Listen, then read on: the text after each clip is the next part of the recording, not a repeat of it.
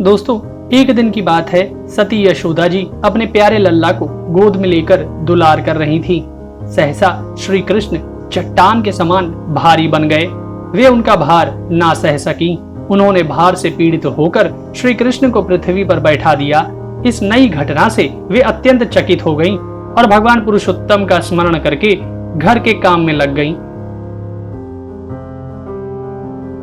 तृणावर्त नाम का एक दैत्य था। वह कंस का निजी सेवक था। वह कंस की प्रेरणा से ही बवंडर के रूप में वह गोकुल में आया और बैठे हुए बालक श्री कृष्ण को उड़ाकर आकाश में ले गया। उसने व्रजरज से सारे गोकुल को ढक दिया और लोगों की देखने की शक्ति हर ली। उसके अत्यंत भयंकर शब्द से 10 दिशाएं कांप उठी।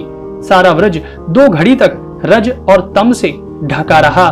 यशोदा जी ने अपने पुत्र को जहां बैठा दिया था वहां जाकर देखा तो श्री कृष्ण वहां नहीं थे। उस समय तृणावर्त ने बवंडर रूप से इतनी बालू उड़ा रखी थी कि सभी लोग अत्यंत उद्विग्न और बेसुध हो गए थे।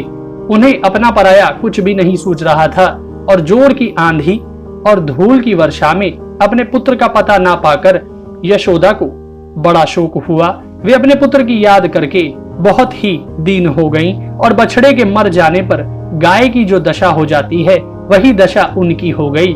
वे पृथ्वी पर गिर पड़ी।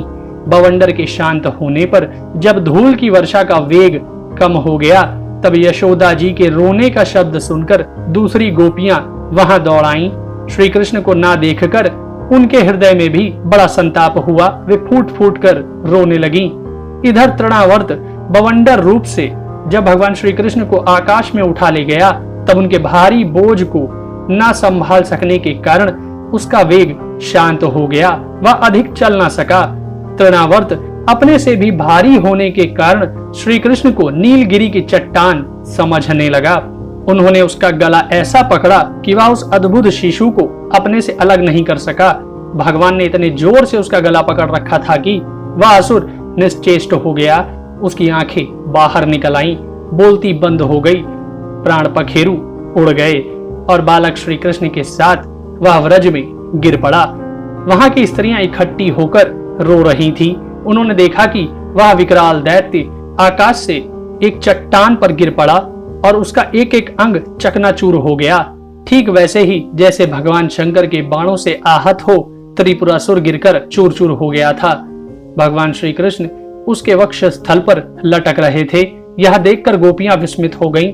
उन्होंने झटपट वहां जाकर श्री कृष्ण को गोद में ले लिया और लाकर उन्हें माता को दे दिया। बालक मृत्यु के मुख से सकुशल लौट आया। यद्यपि उसे राक्षस आकाश में उठा ले गया था फिर भी वह बच गया। इस प्रकार बालक श्री कृष्ण को फिर पाकर यशोदा आदि गोपियों तथा नंद आदि गोपों को अत्यंत आनंद हुआ। वे कहने लगे, अहो, यह तो बड़े आश्चर्य की बात है। देखो तो सही, यह कितनी अद्भुत घटना घट गई।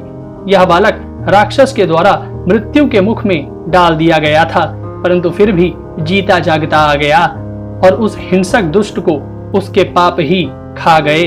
जब नंद बाबा ने देखा कि महावन में बहुत सी अद्भुत घटनाएं घटित हो रही हैं, तब उन्होंने आश्चर्यचकित होकर वसुदेव जी की बात का बार बार समर्थन किया। दोस्तों, पांडु देश में सहस्त्राक्ष नाम के एक राजा थे। वे नर्मदा तट पर अपनी रानियों के साथ विहार कर रहे थे। उधर से दुर्वासा ऋषि निकले परंतु उन्होंने प्रणाम नहीं किया। तब ऋषि दुर्वासा ने शाप दिया कि तू राक्षस हो जा। जब वह उनके चरणों पर गिरकर गिड़गिड़ाया तब दुर्वासा जी ने कह दिया, भगवान श्री कृष्ण के श्री विग्रह का स्पर्श होते ही तू मुक्त हो जाएगा। वही राजा तृणावर्त होकर आया था और श्री कृष्ण का संस्पर्श प्राप्त करके मुक्त हो गया।